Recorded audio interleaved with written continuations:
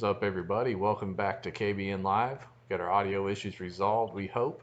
We've got Ryan Lambert, and of course, I am Jeff Malott. We've got Garrett Morgan here with us, and where we left off, Garrett, we were asking you how you got started in the sport of kayak fishing and some of the keys to your success throughout this season. Yeah, man, I'll give it the shorter version this time. I got to drag it out so much, but long story short, I did some fishing out of a big boat for years. We got our tails whooped doing that. Learned a lot before jumping into the kayak world. Out of an Academy brand kayak with 2 Shakespeare rods, jumped into a local event on my home lake. Ended up winning it, and I got hooked from then on. Just did the local thing the first year. Second year for me was last year, and I learned a little bit about some of the national events and jumped in on some of those. Ended up doing well in the first few that I did, and have kind of just gotten hooked on it, man. It's a cool little hobby to do. It's something that, having 2 kids, a wife, 2 car payments, and a mortgage, like, I'm not going to break the bank hauling a Ranger around and paying for boat insurance and, gassing that thing up. So the kayak fit is perfect for me to be able to stay competitive and keep fishing and be able to still be, financially responsible here at home.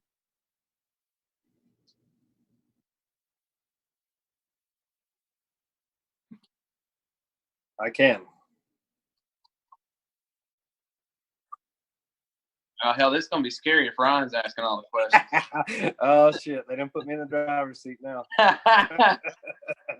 So let's start back at the beginning of this year. I first met you at the national championship down in Louisiana, and like one of the first things I remember, your name was left off the list. Like, you were in the money, and G Money was not getting no money. Is that correct? Man, I don't know what the deal is, but that seems to be like an ongoing theme. So, even like the little bit of segment they did with me on day 2 apparently got cut from the live feed or something. So it's like I'm the Rodney Dangerfield of kayak fishing around here, man. No respect sometimes, but yeah, I had to jump in when I realized I got passed up during the check ceremony, and I go find out what happened when I realized, like, hey, I should be, around 23 or so, and kind of jump in there. And turns out they didn't have all the fish that I submitted calculated for whatever reason, but they fixed it pretty quick. But it is what it is, I guess. I did get paid for that event. So you've had a pretty good. Well, I mean, yeah. I got paid for it too, and that's all that matters, As long as the money hits the bank at some point.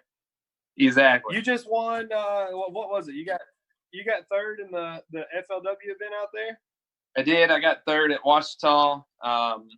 It was a pretty cool event overall. Still waiting on that check. So, hopefully that'll come pretty soon. So my wife already spent part of it on an iPhone. In the mail, man. Heck yeah. All right. How was that? What'd you think? I mean, obviously, August is going to be tough fishing, but I mean, like, overall with the FLW stage and the experience, like, how was that? Man, it was cool. I was thankful and appreciative for, even having the opportunity to be on that stage and for that event to even take place. It was even better that it, happened here in Arkansas, although, the local trail guys that I fished with will tell you that I absolutely hate that lake. I hate it. And the funny thing about it is it's my brother's favorite lake. He lives down there in Hot Springs. He fishes it a ton. I go visit him. He's like, dude, let's go to Ouachita. And I'm like, no, I'm good. Like, let's go anywhere else. Like, I go to Hamilton, to Gray. I'd rather go to Lake Catherine before I go to Ouachita. But, I kind of dug in and spent a good 2 months preparing for this event. I actually didn't go to any trail events this year. From the beginning of the year, I knew that the FLW was going to be here in Arkansas. I knew that Hobie was going to be here in Arkansas.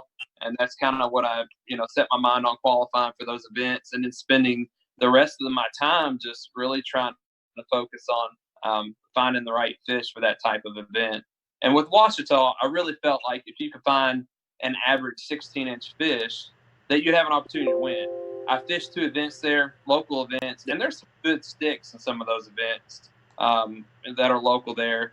I remember like 2 years ago, my boy Larry Wisnant won it with like 71 inches, dude. And there was like 4 people that zeroed in that event. And so so I go into, the captain's meeting. I'm hearing people talking about, we're on 18-inch fish and it's going to take 168 inches and this and that. And I'm like, either I suck and everybody that lives in Arkansas sucks, or like I just don't have a clue, man. But, it averaged out to be about what I thought it would be. I mean, if you were on those on a 16-inch average, you were kind of going to be there in the top 5 or so. So it worked out the way I thought it would on a 2-day tournament. Yeah. So is it mainly schooling fish, or what was the pattern out there? For me, it was schooling fish, and they fired up pretty early. And man, I'll tell you what, in practice, those fish fed all day. I mean, the day of the tournament, day 1 was pretty good, but day 2 they kind of shut off. But schooling fish mostly, although I had a secondary pattern, fishing some different structure, just with a big worm. And, the first day I wasted a lot of time trying that and didn't get a bite. And I'll be dang, day 2, I catch my big fish running that pattern. And so then I'm like, well, I got this decision to make. Do I go try other spots I tried yesterday and catch fish, or do I stay here and see if those schooling fish are going to come back up? And I gambled, and I left and got some other spot. My pedal drive broke, the little pin on it. Although I learned a valuable lesson. You take something from every event, right? Take an extra pin, take a wrench, check all those things. I always take a wrench and an extra prop, but I never took an extra prop pin. So it is what it is. But Mark Pendergraft, who I fished with, he told me, those fish never really came back up in that area. So I was kind of at ease with the whole thing. Like, I didn't feel like if I would have even got back over to those fish, that, it would have made a difference. So I felt like I finished where probably I deserved to finish. Let me jump in there real quick. Watched your fish for you. Go ahead, Jeff. No, I was going to say, you said you fished with Mark Pendergraft. I don't know if these guys can hear me. I did a little audio check. Let me know if you can hear me. But there's been some questions about people getting too close, people not, respecting other people's water. I know you've had some instances on different lakes with that. How did you and Mark handle that? Because I always feel like communication solves a bunch of that. So it sounds like you guys must have worked that out before the day started. Oh, yeah, no doubt. So from day 1, when he rolled up at 5 o'clock, first of all, when you're in the middle of National Forest in Arkansas, you really don't expect anybody to come rolling up on one of those ramps that's back there. But when it was him and I realized it was Mark, I was pretty thankful because, it's a guy that can fish. It's a guy that's cash checks, and he's going to give you your space and you're going to work together. And so we had no issues. The couple of instances I've had is, you roll into, day 3 of the national championship and you fish the same set of trees, pre-fishing, fishing day 1, fishing day 2, and no one's been in there that day. And, someone shows up in the first 5 minutes of the tournament and starts pulling fish out of the trees you're at. You roll over and you ask them, hey, man, what place are you in? And they say 50th. I mean, it's a little, it kind of ticks me off a little bit when you're, sitting in the top 10. Me, myself, as an angler, and I even did this last year in our state tournament. I remember that. A buddy of mine was rolling to a ramp, good fisherman, and I pulled up behind his vehicle as we're going down this dirt road. Well, I know where it leads. It leads to one ramp down there. And he was in, I think, the top 3, and I was outside the top 10. I called him on the phone. I was like, dude, you can have it. I'm going to turn around and go find another spot. I mean, yeah, it's cool to cash a check, but if a guy's got a chance to actually win the event, to me, you get out of their way. And I do that for anglers. And so at the NC, I was quiet. I didn't say anything, and that's usually how I am in the water. But I kind of learned a lesson that day. I should have spoke up. When that angler came in there, I should have communicated, and I didn't do it. And so then when I rolled down the Hobie, I spent a week down there pre-fishing, and I spoke up, and people didn't appreciate that. But at the end of the day, I'm going to be fishing at Lake Washita in November, the folks that have something to say about it can come try to fish in or stay at the house. Yeah. Woo! Put up or shut up, boys. You heard that. So what I like happened it. over there at Lake Fork? There was another incident where you actually did have to say a little something. And on the water, I don't remember there being an issue, right? Correct. Really the deal is for the folks that were at the event, there wasn't an issue. So you get folks that have never cashed a check in their life that want to jump on the internet and try to get some sort of internet fame and, start running off at the mouth. And it's like, dude, you're not here. You don't know what's going on.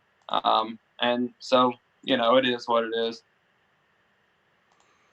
Well, The keyboards get hot. They trick yeah, you. they do. I'm sure. So, you've been around and you fished a lot of different events, different parts of the country. What's your thoughts on some of these larger events and where they're going? And, do you feel like Hobie's kind of set a new bar for Yeah. competitive kayak fishing right now, since you fished both now? Yeah. I enjoyed the Hobie event. I tell you, the biggest attracted for me personally was 100% payback. And I like the transparency that goes on with the Hobie event. AJ's pretty upfront about things as far as, they're going to try to work with anglers. They're going to try to make sure anglers get credit for the fish that they've caught. And like I said, at the actual event, everybody was cool. Everybody was good. I don't want to try to act like there was, some sort of beef that's not there or anything like that. I think we all had a good time down there at Lake Fork when it was all said and done. A lot of people caught a lot of big fish. But the other piece of it is, as an angler, when you put in time pre-fishing and then you go to an event, like, dude, you're wore out. Okay. The last thing I want to do when I go to a LinkedIn is listen to somebody talk for an hour and a half or 2 hours. And I think when you have an angler that's actually running a trail, they understand those kinds of things. And so they take that into account. And so things were run smooth. They were quick. They got you in, got you out. I mean, dude, I'm not lying. At the NC, between Tuesday and Saturday, I think I got 13 hours of sleep. I mean, I was making that many adjustments, whether it was, one night, I changed from 20-pound test down to 15, and then another night from 15 to 12. And it's just making all those adjustments every night. And my mom, she lives not too far from Shreveport. So I would drive all the way back to her house, make the adjustments I need, and then drive back to the lake in the morning kind of deal. But by Saturday, man, I was not trying to hear, a whole lot. I was worn out. I was ready to get it going. So I think Hobie's got that piece right. But I also get the other side of it of, you got to make sure that you're taking care of your sponsors as well. And, doing your due diligence with that piece.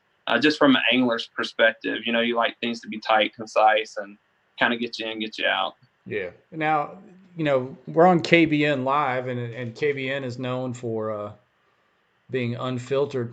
A lot of times we get the rap for being a KBF bashing page, and that's really not the case at all. It's just when things happen. Because, I mean, frankly, Ryan, you, me, Garrett, we're all card-carrying KBF members right now.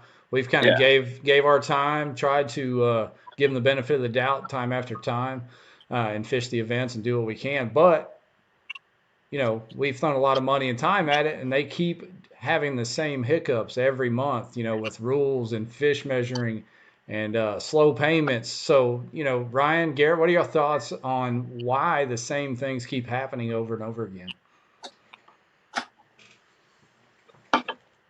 Well, myself, I mean, I don't have a why. I don't know what the easy button is. I mean, obviously, growing pains, that's part of it. And KBF did get big fast, but it's been big.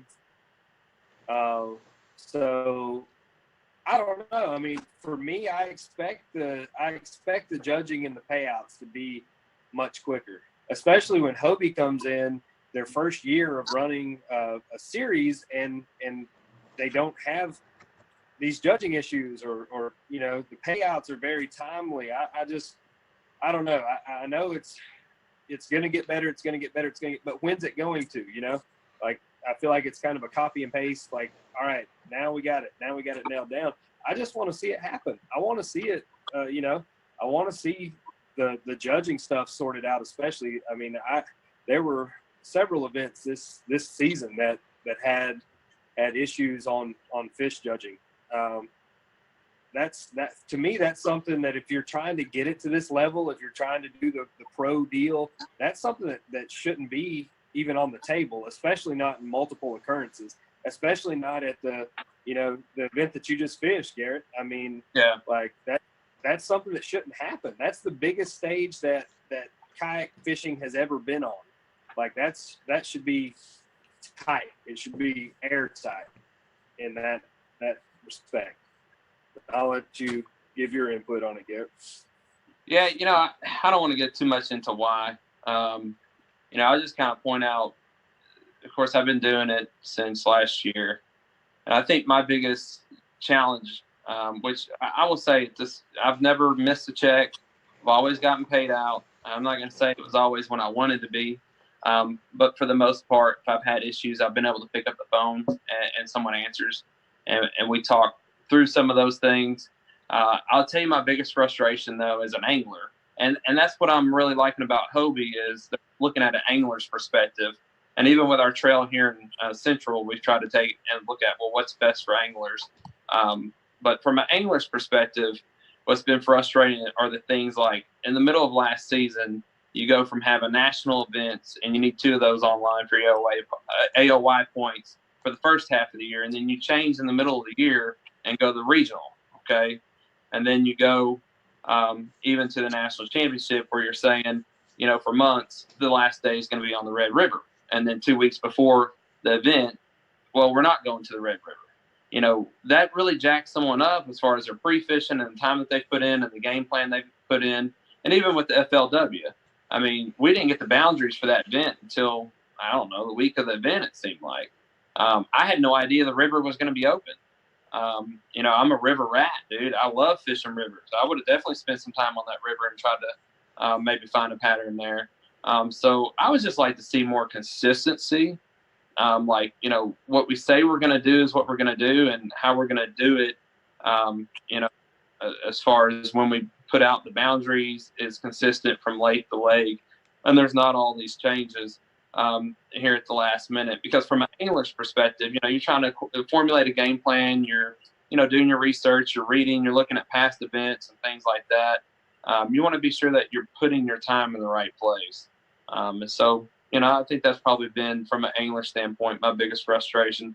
And at the same time, I'll say, that organization has, taken the event places where taken the sport places where it hasn't been. So at the same time, I am thankful, for what they've been able to do.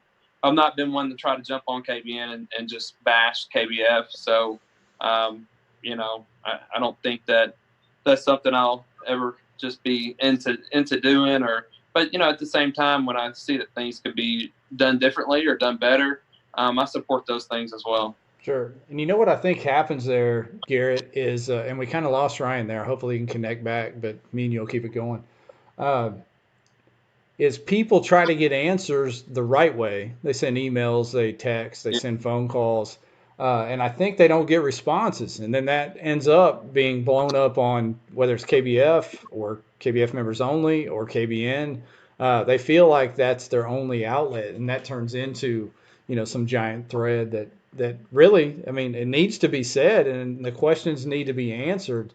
And that's just another one of those things you're talking about with transparency and frustrations that build when you can't get a hold of the people that you need to get a hold of. What are you supposed to do? You throw it out on social media, whether that's right or wrong, it gets answers at least. Well, and then I think the other piece of it is we're told as anglers not to put it out there on social media. And then you have folks from the organization are the first ones to rebuttal to somebody that put it on social media. Right. And it's like, well, then you have a rebuttal to something, and then someone else wants to rebuttal to that. My experience is, as far as reaching out to people directly, I've been able to get a hold of them directly and have those conversations. At least get what I felt like was some sort of answer. But I know that's not been everybody else's experience per se. But it definitely festers, I think, sometimes when, you could just be open about a lot of things and cut out a lot of that drama. Yeah, and like I said, the transparency that needs to be there, and the honesty about what's going on. I mean, we talked about it offline. A lot of people still haven't been paid from the FLW event. I don't think you have yet. Those kind of things turn into a bunch of private messages where people are complaining or phone calls or whatever that doesn't need to be there. I mean, we've all tried to help KBF grow, just like we're trying to help Hobie grow. Uh, and, there's rumors flying that there's even more stuff coming next year, and we're going to try to help that grow. Because as anglers, I think you'll agree with me, Garrett, and the folks watching may agree. We just want to fish. We just want to go fish competitive events. And, if you'll run a smooth event, just get out of the way. Yeah, I think you want to go fish competitive event, know that everybody's going to be treated equally, and that it's an equal, fair playing field, and that you understand where the money's going. And I don't have a problem if, 15% is going back to the organization or 20% is going back to the organization. Just tell me that that's what's going on. The transparency, I think, is the biggest piece, because I get, people got to make a living. People got to, pay bills for things. I mean, it's not free to run a big organization like that. There's upkeep, that goes along that you have to pay for. Get all those things. I think it's just what you said. It's the transparency. And I think the competition is going to make that better. So as we've seen, Jeff, as you know, locally here in the state, as you introduce more competition, like, it just kind of raises the standard for everybody else. Like, everybody else has to step their game up. That's right. I mean, I think introducing Tourney X to some of the other trails, or saying that, hey, this new trail is going to do it. You'll see other trails start doing that. And that only just kind of raises the standards and the expectations. And, I think it's been beneficial here locally. I mean, we have, several good trails in the central area. Talk about Kayak Bass Anglers of Arkansas, Kayak Anglers, or Kayak Central Anglers as well, KAKA. And then, of course, us here at NSKA. And, anglers here locally have several different options to go fish. And they're getting a good product at each option that they go fish. And so I could see that happening on the national level, where you have Hobie, you have KBF, and let's just say that another big partner comes along. Well, whoever's the top dog, everybody else is going to have to step up to that level. Whatever they're offering, whatever the payback is, or they get left behind. And that's just, the great America we live in. It's called, put the product out there and let the consumer decide.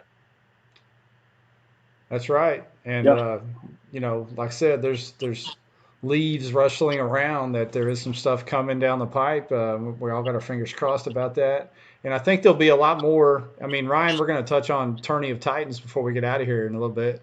But there's going to be a lot more standalone events come along too. Big opens and big one-time single events that are going to raise the bar as well.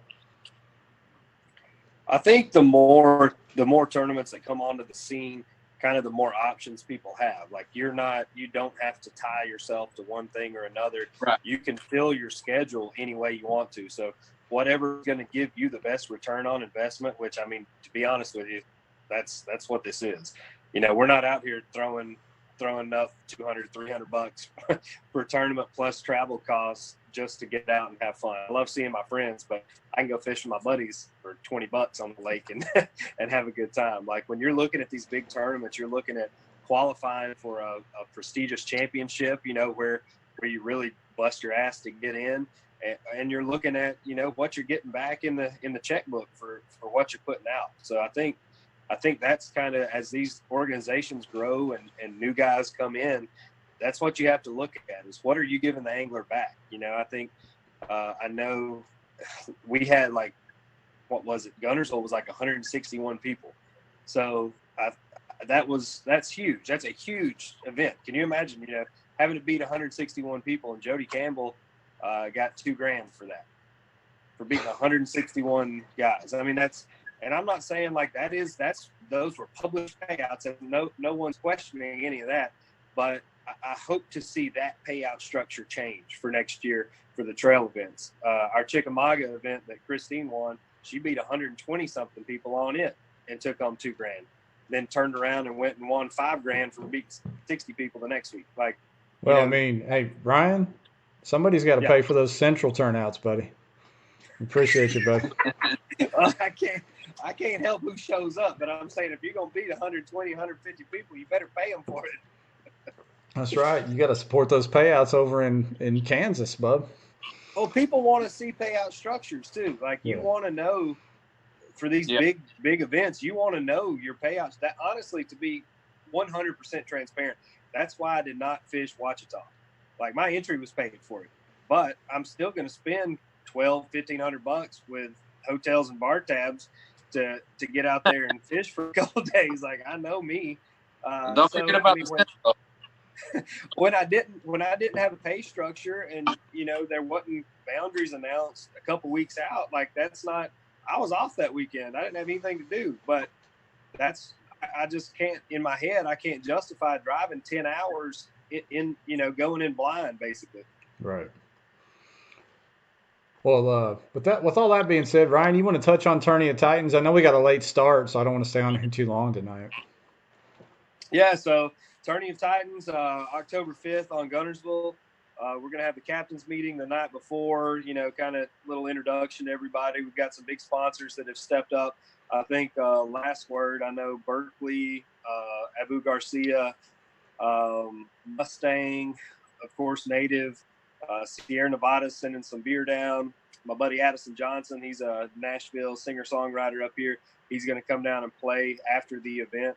The plan is, we're going to cut off fishing at I think me and Steve decided 4. You don't have to be at the check-in until 6. That way everybody can, take a shower and come to hang out.